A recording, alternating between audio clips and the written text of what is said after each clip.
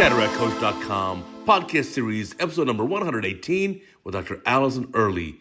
Being your own boss and determining your own future. Yes, you can do solo practice. Welcome back to our Cataract Coach podcast. Today, I have a very special guest. I've been really enjoying her social media posts. And I said, wow, I really need to get her on the podcast. And that is Dr. Alison Early. Welcome. Uday, thank you so much for extending the invitation. I'm beyond excited to be here. I haven't told many people this, but I have told many people that I love to listen to the podcast, but I have not told many people that it was a dream of mine and a goal of mine to someday be a guest on the CataractCoach.com podcast. So today is really exciting. It's the achievement of a goal that I've had in my mind for a while now. So thank you so much for having me. Oh, well-deserved. My pleasure to have you here. Now, I first met you a couple years ago at maybe one of the meetings in Deer Valley, the ACOS meeting in Deer Valley, the American European Congress of Ophthalmic Surgery, ACOS, because we have a lot of international listeners too. And that was in Deer Valley, Utah here, a summer meeting. And I was impressed with two things about you at the meeting. Number one, you were super sharp on the podium, had really great surgical insight. I really liked your input on the podium. And number two, you came there with your husband, and we all did like a group hike, and you each carried a child, and I was huffing and puffing by just carrying myself. And you did the same thing, carrying a child. So I was like, wow. That's so funny and so true. We went to that meeting. We figured it's a beautiful place. We love the mountains. We used to do a lot of hiking and backpacking before kids, but we haven't done any backcountry stuff since our kids were born. So we took that opportunity, and I think that hike has become kind of infamous because it was a little bit longer and hotter, and I think we lost our way a little bit with the group or something. So it was a little stressful in that way. But yeah, we had at that time, I think, our 3-year-old and 1-year-old at the time. So he had one of them in the hiking backpack, and then I was just carrying the other one in my arms. But, you know, we both work out every day. So I guess that's the time when it comes in handy to be in good shape. Oh, that's awesome. Yeah. So I loved your input on the podium. I just thought like, wow, this is going to be a future lead in our field. No question. Like, Thank you so much. If you're selling stock in Alison Early, I'm buying. I mean, there's no question. I really appreciate that. You know, the ACOS organization has been such a tremendous, really confidence booster and learning experience for me. I think as a resident and trainee, and even earlier in my career as a practicing ophthalmologist, I didn't know what else was out there other than sort of the big meetings that happen once or twice a year. And to be very honest, through a lot of the networking and connections that I've made via social media and having a more public presence online, I was introduced to organizations like ACOS that I truly would not be where I am right now without ACOS and without many of the members of it. So each of those things has been really a big building block along the way for me. Yeah, now that's a tough meeting for a young surgeon, because as you saw, there's no holds barred. Right. And so you can do a podium presentation and someone like in the audience will call you out and say, no, I disagree. And I mean, you got to be pretty tough. But I do also like it's the only meeting I can present at, maybe other than Hawaiian Eye, where I can wear a tank top for those guns. Another thing nobody will ever forget, for sure. Yeah, I totally agree with you. I think it's such a high level meeting. And I remember before I went to the first ACOS that I attended, I remember Bill Trattler, who's been a wonderful mentor to me, saying, you know, this is high level. This isn't like little onesie twosies talking about something easy or soft. This is really high level stuff. And that's so true. And it's really incredible, I think, as a young surgeon, which I guess technically I'm not a young ophthalmologist anymore, but as somebody earlier in my career, to really hear the individuals who, like you, are just so willing to share your experience and the you know, errors that you've made or the mistakes and how you learned from it and how you develop your techniques. And so hearing people humble themselves like that on the podium is really incredible. And I like those smaller meetings because then you can actually talk to those people at dinner or, you know, in the break room or whatever. So it's really special having things like that. Yeah, no, fantastic meeting. I think these days the meetings are more about the interaction than it is about going there to learn something specific. Because if I want to learn something, I'm going to watch it on my phone. I'll watch the video. Like, that's why, I mean, Cataract Coach videos are 2 million views a month. Oh my goodness. I have to say, you know, these residents these days, so I finished residency in 2018, which I believe that was the year you started Cataract Coach. Right. And so I, you know, like many people before me, went through learning how to do cataract surgery as a trainee without the wealth of resources that are there now. And so, but I started watching Cataract Coach videos then as a early practice physician. And literally every night I would be, after I put my son to bed, I would be watching your videos. You know, in the early stages of, not solo practice, but just when you're on your own, out of training, it's really stressful the night before surgery. And I know that's something you've talked about too, that there's a lot of intense anxiety and stress and anticipation. And as ophthalmologists, especially as cataract surgeons, we have to be so exacting in every little detail that we plan of the surgery. So many of us go through our cases again the night before to review everything before the next day and do some of that visualization and say, okay, this is going to be a case where it may be complex, or this is, you know, a very dense lens or something like that. So I would be doing that and I'd be watching your videos. And it's so funny because my husband does a great impression of you. So next time I see you, or that he sees you, we'll be in Deer Valley this year again. But so when I told him that I had this opportunity today, he was really excited for me because he's seen all along the way how I've really, you kind of raised me as a surgeon, building on what I knew in training to handling so much more complex stuff than I learned at that point in time. I've been able to build on my knowledge from platforms like yours. Yeah, you know, people sometimes don't realize when you're doing your residency that your first 3 years in practice, you'll learn more than you did in the prior 10 years of schooling and residency training. Totally. It's so amazing. I completely agree. And I thought there were certain things that I thought that a comprehensive ophthalmologist like myself couldn't handle or wouldn't be able to handle. You know, I had never seen a white cataract in residency because we just referred them to somebody else. So I remember just those cases would get to somebody that, you know, a standard cataract surgeon would be able to handle. And I did very intentionally in my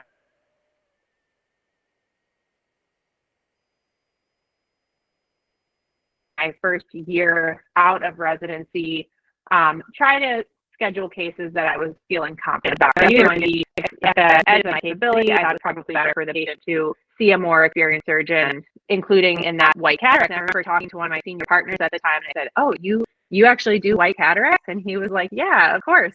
So that was something then that I said to myself, I think I can probably do this. And I really learned my technique from watching videos on YouTube and online and adding those things into my repertoire. So it really is a tremendous platform to add to your skills and be able to implement things into your practice. Yeah, there's a ton of amazing learning, but you know, it's funny, some of the habits just die hard. So I finished residency in 2000, so 18 years before you, like when you were like in first grade. And this week, on Monday, I had a very complicated case. And Sunday night, I'm lying in bed, going to bed. I'm just thinking, like, I'm playing the steps in my head. Here's how I'm going to do it. Here's the one I'll do next. If this happens, then I'll try that. If not, I'll do the other. So I kind of planned the whole thing out in my head ahead of time. Yeah. And then it's easier to do the surgeries. But so yeah, 20 something years out, I still do that.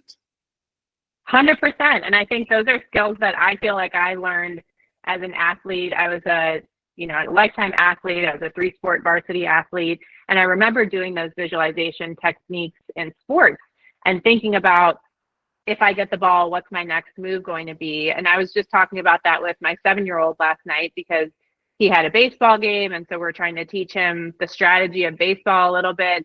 And, you know, with every pitch, you have to think, if the ball comes to me, what am I doing with it? And that's very similar to what we have to do as surgeons. If this happens, what am I going to do? And you have to be able to anticipate and think in real time and really make the decisions each step of the way based on what information you have at that moment. Yeah, for sure. So you did 7 years in practice. You got through thousands of interesting, challenging cases. You're probably in the sweet spot of your surgical skill levels, because your first year in practice, you're okay, but I don't know if I want like that first year associate doing my surgery. Let's say after the 5-year mark, and maybe for the next 20 years, you're in the sweet spot. And so you decided then also recently to make a change in your practice. Tell me about that. I did. Yeah. So like you said, I was in one practice environment for about 6.5, 7 years. And there were many wonderful things about it. I really grew as a clinician and surgeon. And I would say a few years ago, I started really wanting to grow some more. And that was both growth as a surgeon and as a physician, but also growth in a professional capacity. So around that time, I started getting more involved in things like practice leadership, committees, the executive board. I started looking at, I'm on some committees for the Academy of Ophthalmology, and just really wanting to grow my skill set in that way as well. And so over time, I became exposed to a lot of people who are in various stages of their careers. And the ones that, really seemed like they had things figured out and that they were really fulfilled in their career, a lot of them were practice owners or solo practitioners. And so that really struck me, because as a resident, I can tell you, I left training thinking that the days of solo practice were over. It is no longer possible to just, quote, hang a shingle, as they say, and that the only option here is to join some type of large entity. And I think a lot of trainees think that. So I truly came out of residency thinking that that was the only viable option. And I didn't understand that there was such a illustrious group of people who are doing it differently. So I went through a lot of the decision-making process over the last couple of years, thinking about what I wanted my future to look like. And I knew that I had a passion for providing the highest level care to my patients. I love cataract and refractive surgery. That's what my passion in ophthalmology has always been. And I felt that there was really a gap in my market for something really tailored to that type of patient. So in the area that I live in, there are some large multi-specialty practices. There really are not any small boutique style vision correction surgery focused practices. So earlier on in my decision about what I wanted to do with my future, I thought that could be a really cool opportunity, but gosh, I don't know anything about business. I don't know anything about HR and managing people and being a, practice owner. That seems really intimidating. Plus there are these very well-established groups in town. How could I possibly go up against them and, really make a run for it? But over time, I had to have a big mindset shift and actually turn that into viewing it as an opportunity. And like I said, there is nobody else in my area who's focused on that type of patient. And we, of course, need specialists who do the very, complex eyes and sick eyes and all these things that we absolutely need physicians who provide those services. But I think there's really an opening in the market, at least in my area, for somebody who focuses on people who need cataract surgery or want refractive surgery, or just kind of need the more healthy eye, or as we call it, vision correction surgery. Right. So I went from looking at it as like a David and Goliath situation. There's no way I could ever possibly overcome these large practices, to looking at it more as a synergistic relationship where do something that will really complement the other practices in town offer. So going through that shift really helped me take the next steps to starting to make it a reality. I think it's important to point out that, there are many different kind of practice styles. So I, like you, am choosing to be cataract and refractive, kind of vision correction is really my outlook on this. And certainly I have a knowledge base and a skill set to handle all spectrum of disease. but maybe that really complicated, unusual case would be better off in a different kind of practice. So there's plenty of room available. I always tell people, there's no such thing as competition. You're only competing with yourself. I If you think want to that's so achieve true. something, you can do it. Yes, I think of that's course. so true. Yeah. Yeah. So to really take that and turn it into a vision for the type of practice that I want to have, it like I said, took a lot of just working on myself psychologically, overcoming my fear of failure, which I think a lot of high achieving people have. We know what we're good at, and it's easy to stay in that lane and just continue doing what you know you've already succeeded at. But it's a lot scarier to take on something totally new and different and, put yourself out there in a way that you haven't before. So like I said, there's been a lot of people who have mentored me along the way and really provided that encouragement and just demonstrated that there absolutely is a pathway for whether it's private practice or solo practice or small group practice, but there's certainly a way that all types of practices can exist. And there are lots and lots of patients who need eye care. So like you said, there's room for everybody at the table. Right. And I think another thing you've done, which is very brave and very difficult, is switching gears, changing jobs. So when we finish our training, sometimes we have this mentality of, well, I'll get this job and that'll be my job forever. But sometimes your first job can be a great one, but it's just not the right long-term fit. It's like your first job's like your first girlfriend or boyfriend. They're great and all, but it may not be the one that you're with forever. So and that really was what I realized too. So it's kind of like, it's not you, it's not me. It's just, we're different now. It's exactly like dating. Some people end up marrying the first person they ever kissed, and that's wonderful. I'm happy for them, but most of us don't. And very similarly, I think in medicine, there's a statistic that it's about 80 or 90% of physicians do not stay in their first job for the rest of their career. So it's okay. It's not a negative thing to really assess where you are and if that organization aligns with your long-term goals. And when I knew that there was a niche in the market that I might be able to fill that was more in line with my goals, it led me to thinking outside the box a little bit and taking a leap. It was a very calculated one. I know that the demand for things like cataract surgery is growing as the general population ages, and more people really want to reduce their dependence on glasses. Patients want to be very involved in the decision making when they are in their medical care. Surgical decisions are oftentimes just, you only have one chance to make the right decision. So I felt like it was very important to offer patients a really tailored environment where they can be an active part of the process. I'll have a little bit of more hands-on involvement in the entire process because everything is going to be designed by me. I am selecting all of the equipment. I'm designing the layout of the office, and every single step along the way, I have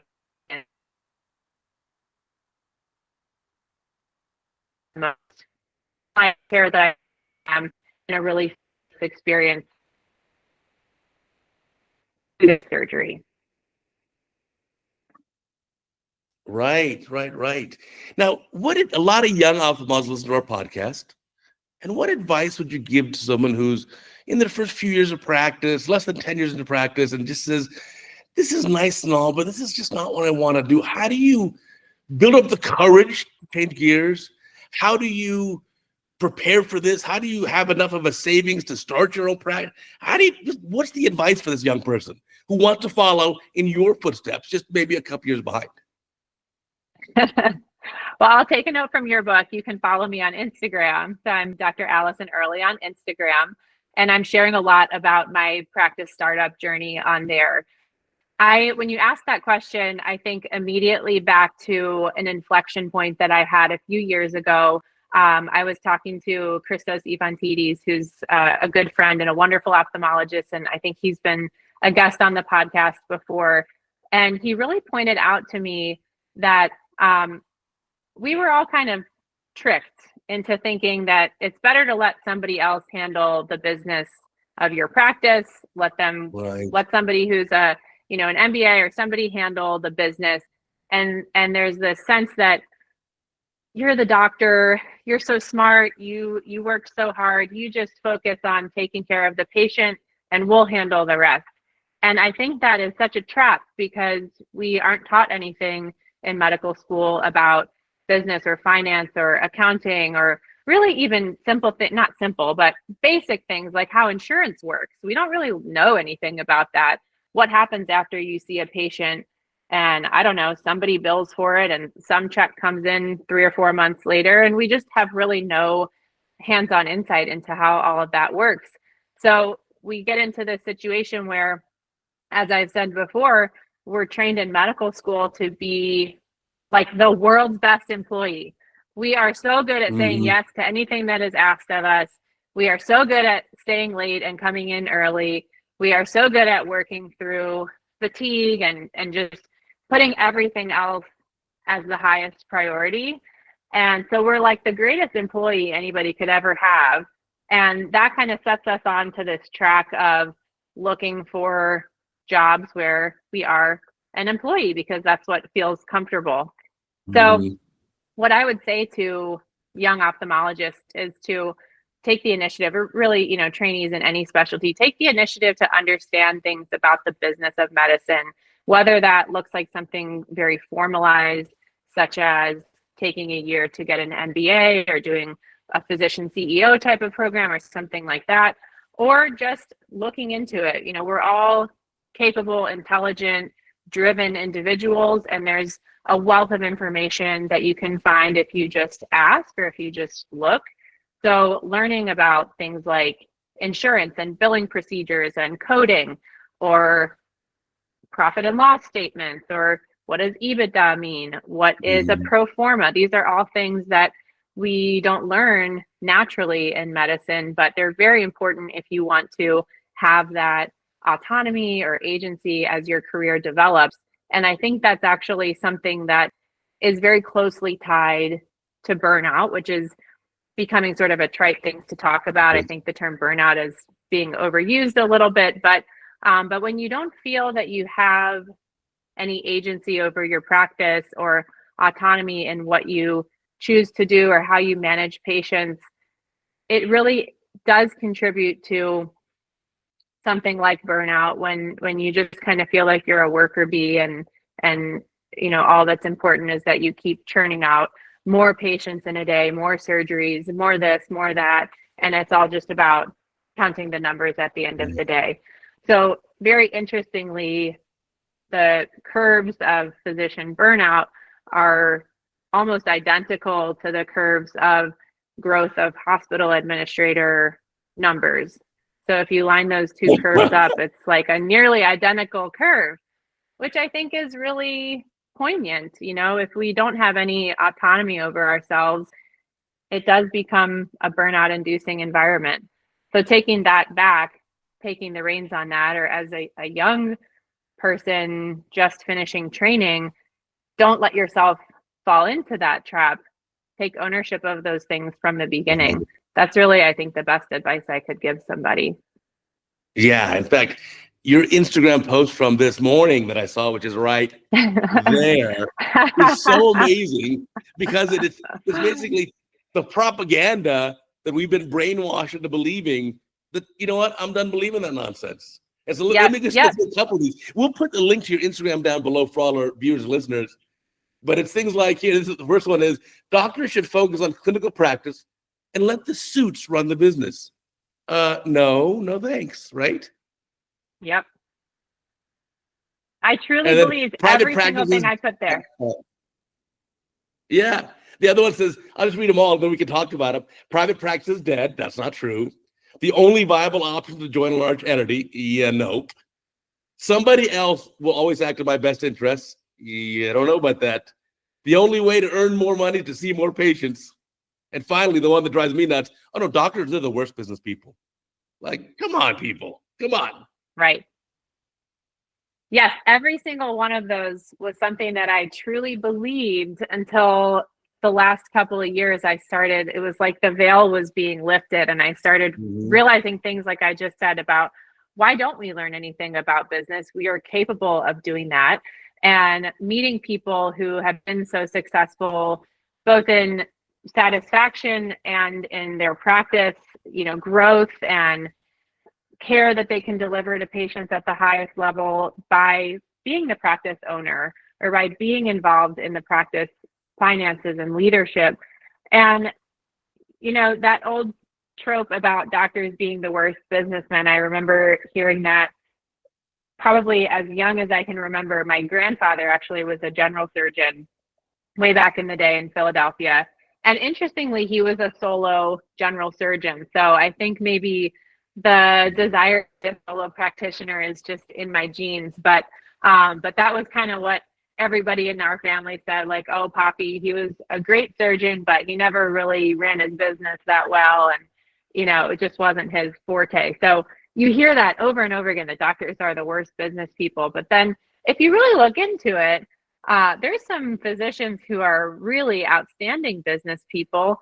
And if you just listen to what they have to say, there's a lot of valuable advice, not only within the clinical space, but in the business space. And so some of the mentors that I've been very fortunate to connect with over the last couple of years don't just offer me mentorship in the clinical or surgical space, but really in the business aspect, negotiation, all these things that are really critical as I am starting my new practice. Right. Yeah, such great points. I mean, like I said, I'm a big fan of your Instagram because you have such poignant pearls that, decades ago, I went through the same thing. I went through the exact same thing. And now I'll tell you, it's really great being your own boss. Except sometimes being your own boss sometimes the tough part is sometimes my boss is a little too tough on me. You're going to have to talk with the manager, I guess, huh? Yeah, I've gotten lots of advice, and somebody said to me that opening my own practice will be like having a child. It's simultaneously the hardest thing you've ever done, but also the most rewarding thing you've ever done. I think that was Brian Schaefer who said that, and he's been a great mentor to me. He's a couple years into it as a solo doctor, and he's just a wonderful guy. So he's been a great resource. But like you said, through social media is really how I've connected with all these people. And even that is kind of a funny journey to look back on, because I remember when I was a medical student applying to residency, this was in 2013, 2014. And at that time, the conventional wisdom was to lock down your social media, go private, change your name, change your profile picture so that nobody can find you. It was very frowned upon to have public social media at that time. Right. And so most of us did that. There were a couple people who shared more like on, blogs or YouTube or something like that, but it was definitely not the norm. And so then around 2017, 2018 was when I started sharing a little bit more deep things on Instagram about what I was actually going through. And that actually started because I was going through my first pregnancy and I was having some health complications. So I started using Instagram kind of as a tool to click on hashtags and find other people who are going through what I was going through. And it was, I had a lot of stress. I was my first child, I was living separately from my husband. There was just a lot going on in my life. And I found that I started getting real information about what I was going through, people really connect with that a lot more deeply than they do if I just post a picture and say, oh, this is me on vacation, or this is me out to dinner or something. So it was around that time that there were some physicians who were actually starting to really openly use social media to build a platform and talk about medicine and break that fourth wall, as they say, about what doctors are like outside of the office. It's kind of like when you were a kid and you saw your teacher at the grocery store or something, and you're like, what are you doing here? I thought you lived at school. So I think a lot of people feel that there is a disconnect between seeing a doctor in the office and understanding what they're like outside of medicine. And so I started following some of these physicians who were brave enough to share a little bit.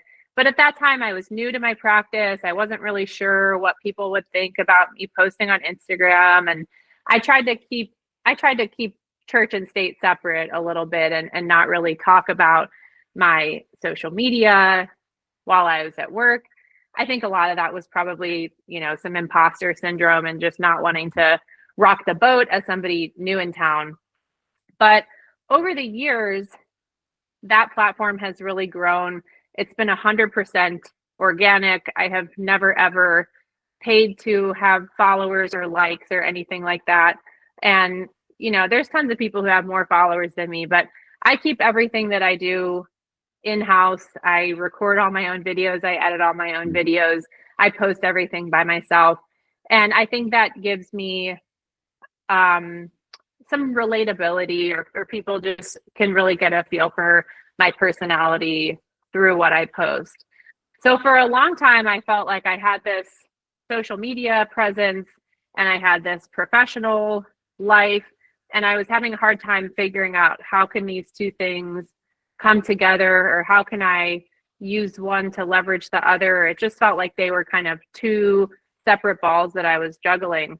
And over the last year or so, as I've gone through this big job change and practice development journey, I kind of realized I think this is where those two things are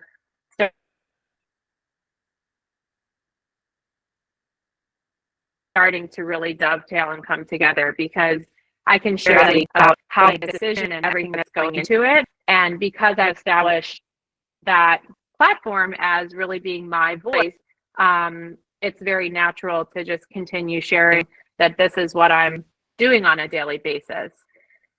So all of that to say, I'm trying to do my best to share what it takes to go from scratch to a new practice. My target is to have the doors open by early 2026. And so it's been a huge learning experience for me. There's so much groundwork that goes into building a new practice. Everything from figuring out the location. I mean, that's kind of the number one thing, is zeroing in on a property, deciding whether you're planning to lease or buy, going through a very detailed analysis of all your personal finances to apply for loans. And you have to have business insurance, and you have to have real estate insurance. There's so many things that go into just getting a location secured. So all of that are things that, I've never really heard anybody talk about in a public forum before. So I think that sharing that, the complexity of this journey, is something that will hopefully help other people who are on the fence or kind of daydreaming about what would it be like to do that.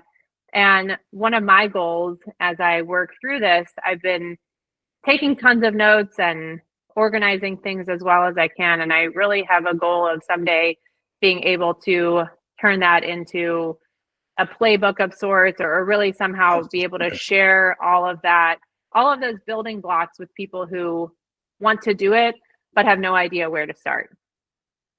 I love it. Your social media resonates so much with people because it comes across it's just so genuine. And so you even had a post where you're like, my 7-year-old just asked me, did I get fired from my job? Just like, because a 7-year-old doesn't quite get the concept. You're like, your social media is so good. Yeah, I'll definitely put a link below. Anyone, please, listen to this podcast. You owe it to yourself. You'll laugh a lot, but you'll learn a lot, and you'll really resonate with you. Just follow your especially your Instagram is what I follow. Amazing. Thank you. That happened very recently. Kids are very honest and blunt. And yeah. I've been basically working from home for the last few months, which is a big change. Obviously, I used to be working outside of the house every day, but and my kids are young. So my oldest is 7, and he knew that I was not working anymore where I used to work. And he knows that I'm like building my own business or starting a business. And it was just funny, those moments with kids where it's oftentimes right before they go to bed, I'm tucking them in, and they just kind of say more vulnerable things or something. And he just said, "Mom, did you get sacked or did you quit?" And I said, "My dear, first of all, where did you learn that word?" But I said, "I've never been fired." And it really was just kind of a long time in the making. There was no like big blow up or anything like that. It wasn't very dramatic. I just really felt like there was a direction that I could take that was more in line with what I see for my future. But I do love to share my kids, and they're a huge part of my life, although I want to protect their privacy and safety. But as you said, it really is me on there. I'm the one coming up with all the ideas for what I share. And my kids are the most important thing in the world to me. So they just are the light of my life, and I do everything that I do for them. And I hope that by going down this process of building a practice, that they see all of the strengths that I have. And I hope that I can build something that will give our family, you know, something to pass down, maybe if one of them decides to go into ophthalmology, or something that's really a legacy, I think is something that I would love. Yeah, for sure. I think for social media, you also have to decide what is it you're comfortable sharing. And that's going to vary from person to person. From my social media, and mind you, Cataract Coach and all those platforms I use is 2 million views a month. So it's crazy numbers. But you will never find a picture of anyone in my family, my kids, nothing. I just don't want to post that. I'll post pictures of me. I'm a goofball. I'll show you surgery, but I don't want to have any of that online. So I don't. Yeah, I know. And that's something that I've struggled with over time too, because there are people like you who have so many viewers, and people come to you to gain clinical knowledge and surgical knowledge. And there have been times when I've tried posting educational videos or posts, and it's just like not what people want to hear from me.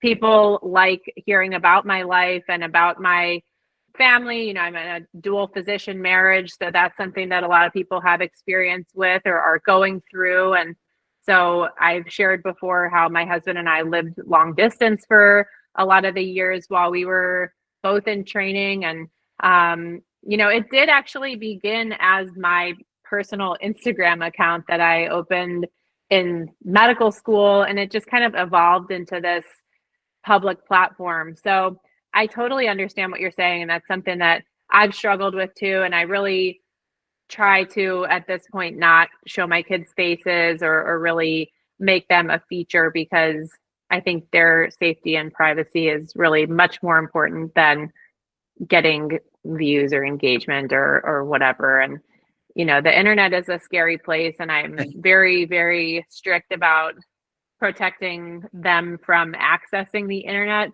So I think the other side of that coin is kind of protecting the internet from accessing them, if that makes sense.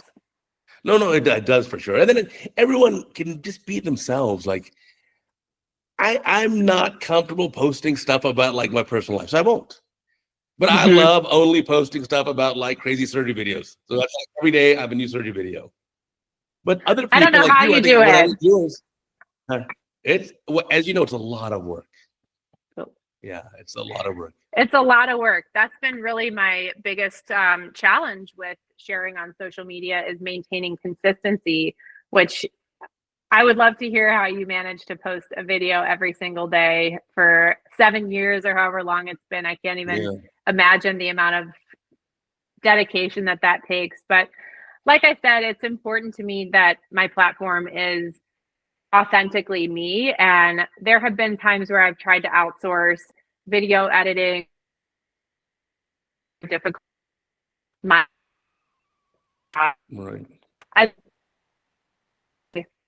social media presence actually to really parlay into a lot of professional opportunities.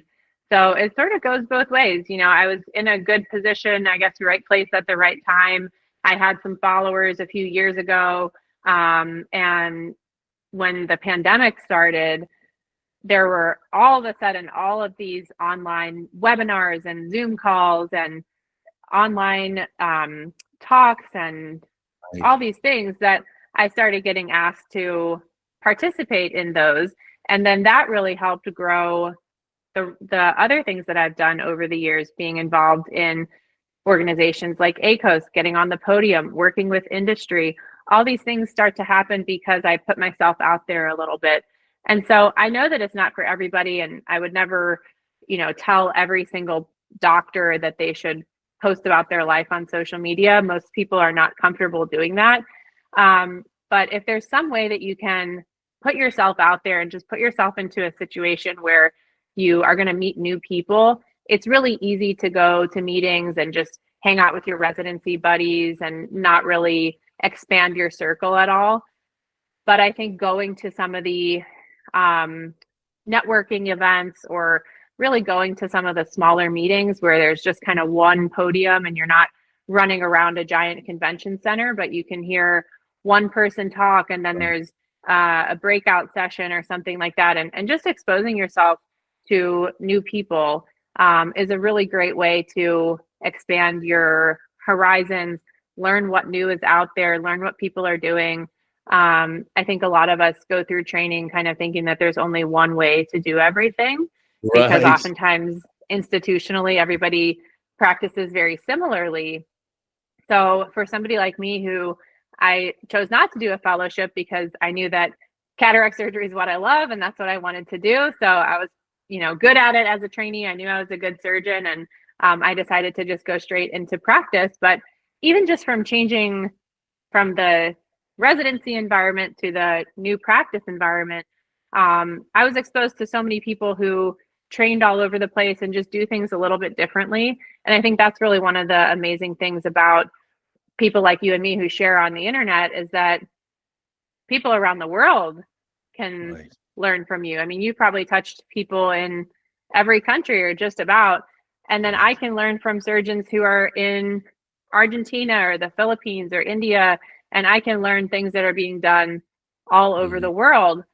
So the ophthalmology landscape is really so evolving. It's so tech forward. There's new innovations happening all of the time. So if I can even be a little part of encouraging somebody to just stick their neck out, stop somebody in the elevator at a meeting, go up to approach a speaker when they're done with their podium talk, you just never know where these connections will lead you. I always think it's a funny story. I went to Millennial Eye many, many years ago, and I heard this speaker on the podium who sounded like he really knew what he was talking about. And he came from the area that I grew up in Northeast Ohio. And I thought, this guy sounds like he knows what he's talking about. And so a few months later, my dad needed cataract surgery. And I said, well, I heard about this guy, Bill Wiley. I saw him at the,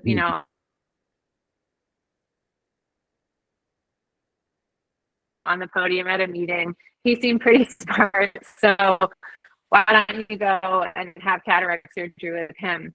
And so he did. And it was really, now that I know Bill really well and we're friends, I think back on that. I was like, in my first year of practice, I was total natty, and my dad needs cataract surgery. I'd like to refer him to your practice. And he was so wonderful during the surgery. As soon as he finished, he texted me. He sent me a picture of the phaco machine output at the end. He texted me before my dad had even gotten into the recovery room to meet my mom.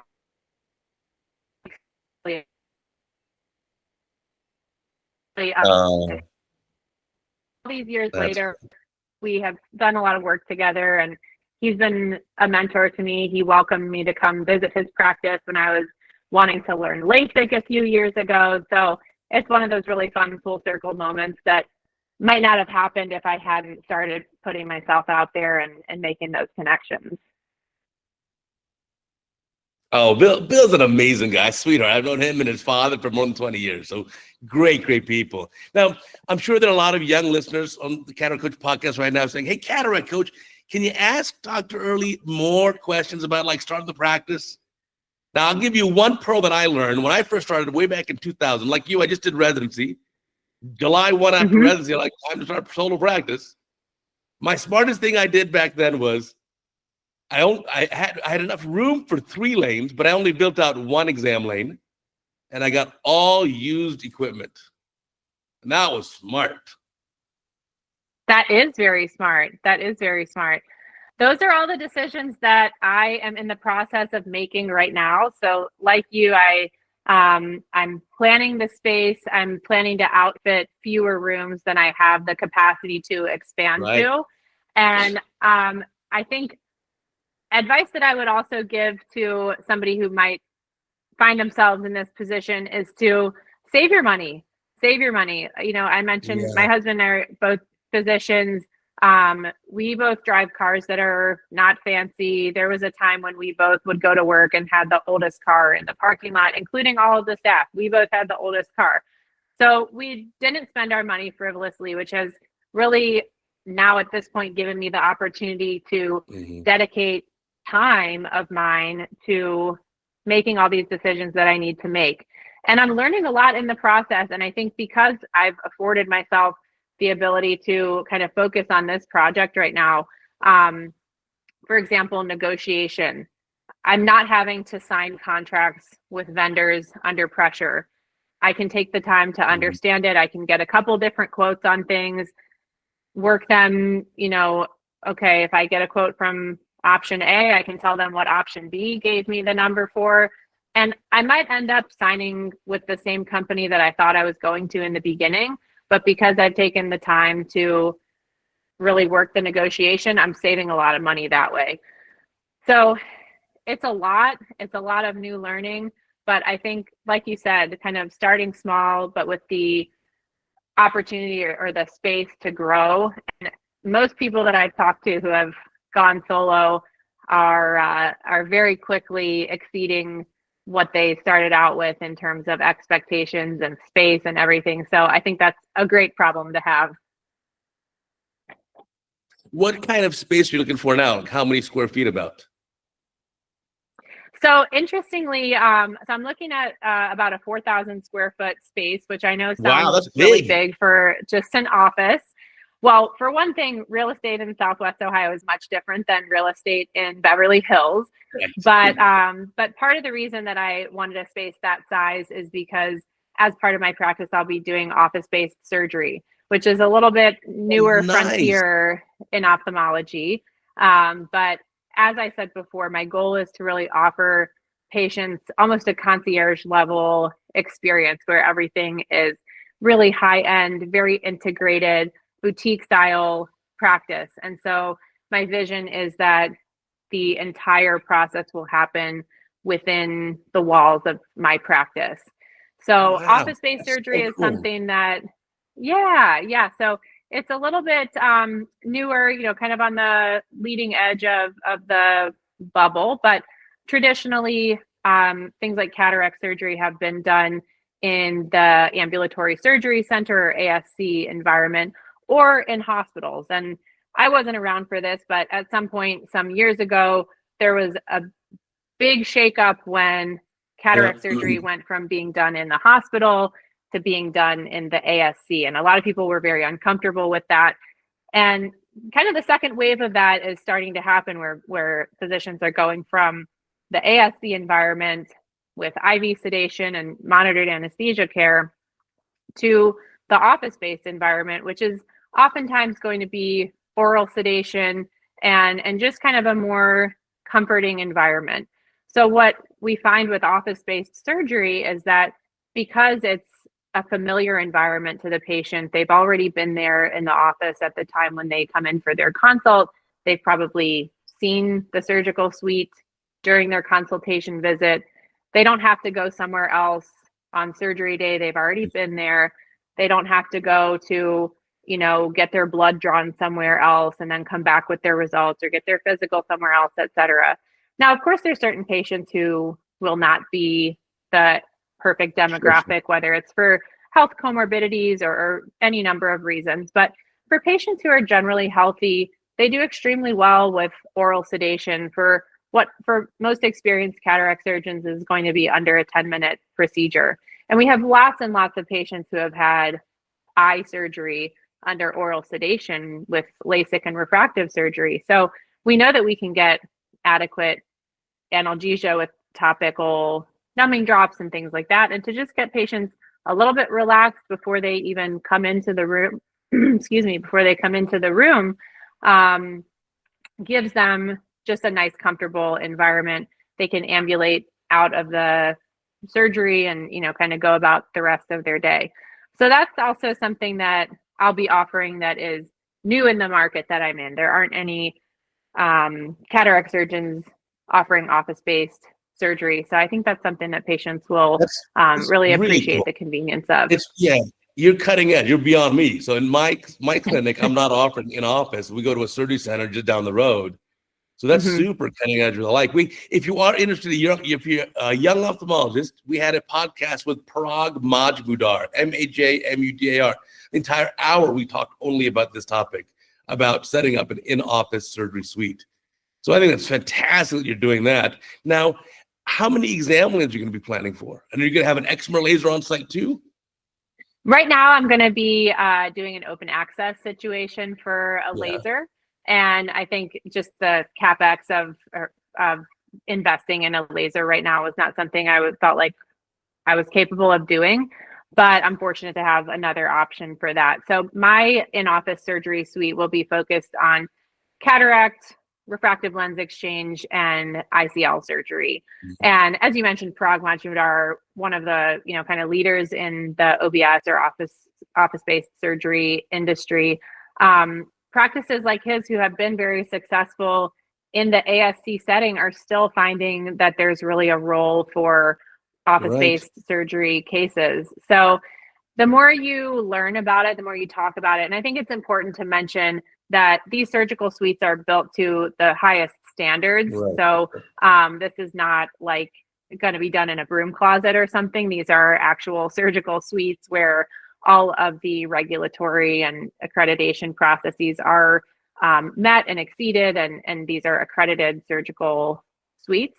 So I think when surgeons understand that and when patients understand that, there's very little downside to having that type of integration. And it's something that has been done for many, many years in other specialties like oral surgery and even plastic surgery. There's lots of other specialists that have surgical capability within their office. And it is, like I said, very interesting that oftentimes patients feel more relaxed. They don't have that immediate surge of anxiety when they check into like kind of a hospital-y feeling sterile environment. They're coming somewhere that they've already been and they're familiar with, and that just keeps their baseline anxiety level down. But I think most of us agree, even those of us who are kind of in the OBS space, that there will still be absolutely patients who necessitate either an ASC or even a hospital setting, whether it's somebody that needs general anesthesia for some reason. So I think most people who are in the OBS space will still have a capability to do cases in a different environment as the need arises. Right. So how many exam lanes are you planning on building initially, and then what's probably total capacity? What will you move up to? Well, maybe you're going to tell me that I'm thinking wrong, but my floor plan has room for 4 to 5 exam lanes, and I'm planning to outfit 3 in the beginning, but maybe you think that's too many. I don't know. Well, no, honestly, it just depends on budgeting and other constraints here too. So when I first started off, I was, fresh, literally as July 1, the day after I finished residency, I'm starting here. And so I built out, I had a capacity for 3 rooms in this rented space. And I only had the money to build out, get, a lane equipment for 1 room. Because people, a slit or a 4-opter is expensive. It's incredibly expensive. Right. So totally. So that's the process that I'm working through right now, is getting pricing on all the exam lane equipment. And generally I would say it's just to outfit an exam lane. And this is not like any of the tech that goes into the diagnostics or any of that other stuff, but just the equipment for an exam lane is generally looking like somewhere between $20,000 and $30,000.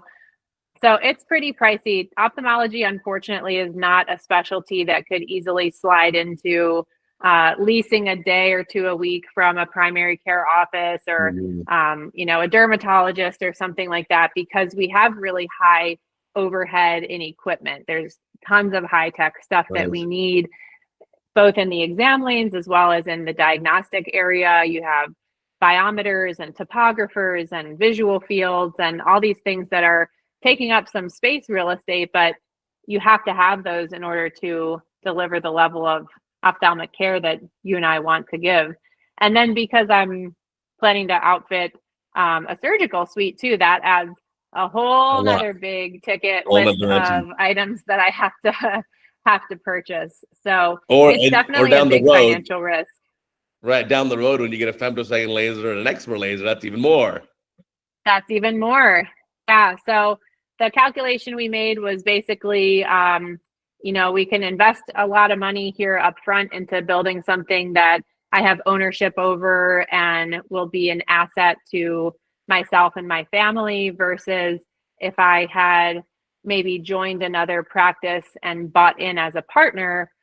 A lot of times those buy-ins are into the millions of dollars. So whether it was spending some money right now to invest in building something for myself, or deferring that for a few years in anticipation of buying into a practice that's already established, there's a financial investment or financial risk either way. And it just felt like the right decision for us was to take the leap and do it myself. Yeah, and for a young ophthalmologist, seriously consider a lot of the used equipment, and then ask yourself if you really, really, really need something. So if, let's say, for a biometer to measure axial length or do your lens calcs, there are devices now, the real fancy ones, like $70,000. But you can get like a couple-year-old Hogstrite lens star for like 10, 12,000. That's probably your best. And then what else are you gonna need? You're gonna need I'd say get a, for me, my bias is a NIDEC OPD scan. I don't have any associated with that company, but that's a topographer plus autorefractor plus high order aberrations, pupil size. That's all one. Then I do some sort of, for excimer surgery, for corneal surgery, you need some sort of tomographer. So I either looked at Pentacam or Galilei. We talked about the lens stars, which is what I choose. Then I choose some sort of lightly used, maybe a half generation old OCT machine. So you get OCT macula, OCT optic nerve. And I think with that as a start, you're pretty good. I don't know if you need much more. I like the way you're thinking. I think all of those, like you said, there's certain things that you can buy lightly used, refurbished, and the technology is still up to date. So anywhere that I can buy something that's refurbished and still in good condition, I think that's definitely the way to go. And because things update so quickly and there's so much new technology coming out, we all know that within the next 3 or 5 or however many years, there's going to be a new fancier model of anything that we buy today. So yeah, exactly to your point, the refurbished market, there's a lot of really good stuff out there. Yeah, they just kind of keep spending in check initially because, as you said, the first year or two, the margins can be really thin. Any other advice you have? I'd love to hear, if you were going to start today, anything you would have done differently? I would. I mean, listen, I'm my own worst critic, my own toughest critic. So I always think I did everything wrong. So, but I think the tough part, the hardest challenge you're going to have is getting patients in the door. And if you start a practice based on only, let's say, advertising, let's say, this is not so common anymore. Back in the day, people were doing radio advertising all the time. And I met an ophthalmologist. I'm a young guy, a year out of practice, 2 years out of practice. I met some ophthalmologist who's doing a lot of LASIK and had radio ads all the time. And he said, well, you got to be prepared. My radio ad budget is $200,000. I said, wow, $200,000 a year. That's like 18. No, he says, it's $200,000 a month. And I was like, this is 20 years ago. I was like, I can't believe it. But he says, it gets him a ton of patients. But he says the mistake he made is the day he stops advertising his practice dries up. Because the fallacy, he says, is that you advertise, get the patients in the door, and then those patients will give you the word of mouth. Mm-hmm. He says people who respond to radio ads tend to be people who respond to radio ads, and they don't do word of mouth, and they don't tell their friends. They don't. So it's like, oh, wow. So to me, today, my biggest source of referrals is just absolute word of mouth. And then it's kind of organic. I'm very fortunate that if you Google any complex eye condition plus cataract, well, I got a lot of material out there on the internet. But that's the main question you should ask you. My best advice is, yeah, how will you get the patients in the door? And then in the LA, co-management with optometrists is very tough because it really is like a bidding war, and I'm just not willing to play. Yeah, that's a really complicated issue. I think depends a lot on the market. But, I think like you said, that the word of mouth is really important. And I've always really believed in, and I am good at building relationships. So it's actually been amazing. And again, another good reason that I've been on social media is that my patients have been able to find me.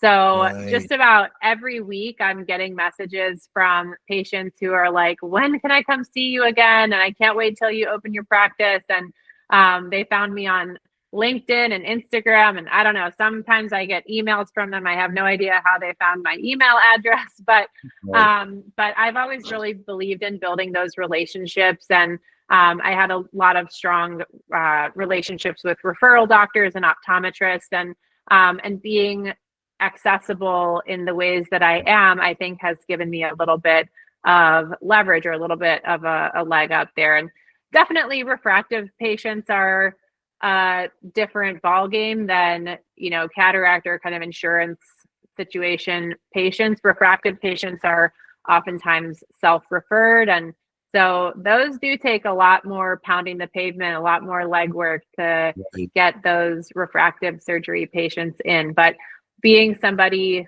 like you've learned and like I'm trying to become, is somebody who is visible and trustworthy and informed and, keeping up with the technology and able to offer patients what they are searching for is I think a really powerful thing that will hopefully continue getting patients coming through the door. No, you're going to succeed 100% because ultimately it's hard work and a little luck. And then the harder you work, the luckier you get. So you have that. You certainly have the clinical acumen, the surgical skills. I mean, on the podium, you're fantastic. You obviously you have deep expertise in what you're going to be doing. And you've got that drive and determination. And plus your social media is fun. So I think there's no question. No question. In fact, I'd say the overall numbers are, I'd say at least 90% of people who start private practice in ophthalmology from solo, from scratch, at least 90% succeed. It's really, really rare to see one that doesn't. I think that sounds accurate to me. I even heard a statistic that for ophthalmology practices, even with absolutely no marketing, $0 spent, the average growth rate is 10% per year. Right.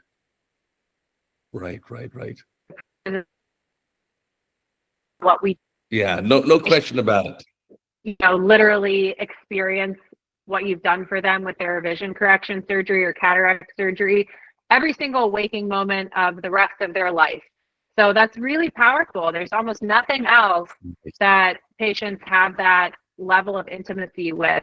And so when you give them their vision back, or when you deliver them something that they've not had for their entire life, if they were a high myope or something like that, and they've never been able to see the leaves on the trees, that really sticks with people. And it can be life-changing. I'm sure you've had many experiences like that, but I always remember a patient experience that I had where, for me as the surgeon, it was just kind of a regular everyday cataract surgery. The patient came back the next day and he was being seen in the office by one of our optometrists, and the optometrist came over and got me and said, Mr. So-and-so really wants to talk to you. And I went in, and this man who, is a very typical, like, Ohio looking guy, just very, masculine, big guy. And he was crying, and he said, you changed my life day one after surgery.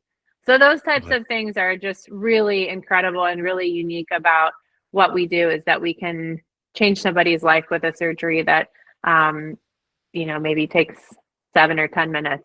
It's pretty powerful. Yeah, for sure. Well, I want to thank you for spending the last hour with me. You are really an inspiration to a lot of young people.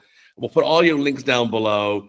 Definitely, if you're a young ophthalmologist and you have an inclination, at a minimum, learn more about this. Follow Alison's Instagram. See what she's doing there. Decide if this is something you could do. And if you decide to do it, I think you're going to succeed. Okay. Thank you, Uday, so much again for being so willing to share my story and have me on this podcast. Like I said, it's been a dream of mine. It's an honor to be here today. You have made a tremendous impact in my career as a surgeon, which I'm sure you hear all the time, but I hope you know how many people you've really helped develop into the ophthalmologists and surgeons they are today. And so I just really want to thank you. And I hope that some of the people who are listening here start to ask themselves some questions about why they're doing what they're doing and really making sure that it aligns with what they want for their career. And I hope that I've helped just at least one person today. Oh, I bet you've helped countless. You'll be surprised. But I think the reemergence of private practice and boutique practices is coming back. Amen. Amen. Thank you again. And I'll remind our listeners and viewers, remember, we got a new Cataract Coach podcast every single week. We got a new Retina Rounds podcast every week. New Cataract Coach video every single day, 2,600 videos and counting. And we got a new Retina Rounds video every single day. Already passed 100 videos there too. So until next time, I'll catch you later.